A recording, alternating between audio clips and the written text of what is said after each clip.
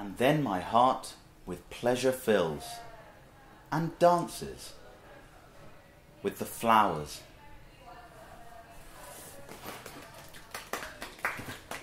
That was Flowers by me, Billy Worthward. Next up we have a new poem from our newest member, Philip. Why don't you come on up here, Philip? Hello, thank you for that very warm introduction here.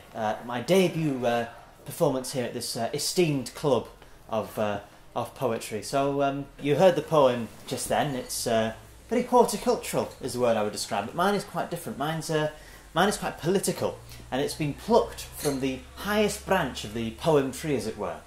And I brought it along here to read to you today as my first poem in this wonderful club.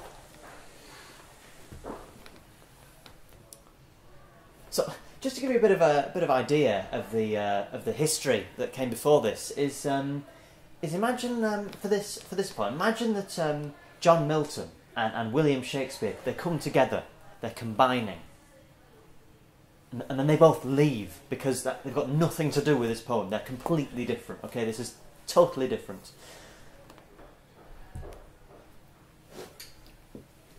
So, like I said, it's an acerbic wit that runs throughout this whole poem in a thread, and that thread is political. Okay, the context of this is the election this year. You know there'll be an election with the Conservatives, the UKIPs, the BNPs, Labour, all that, and this is about that.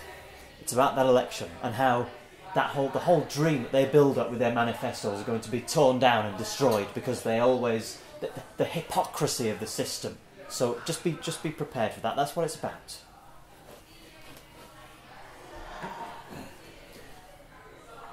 So they're going to be mind bullets of poetry are going to be fired out at you. You know, I'm not. Don't worry, I'm not going to shoot you. Well, I might, but no, it's mind bullets, okay, and they're full of all the imagery that I'm trying to conjure up. So if you are of a nervous disposition, then please leave right now, because I don't want to be responsible for any unnecessary injuries as a result of my wondrous poetry.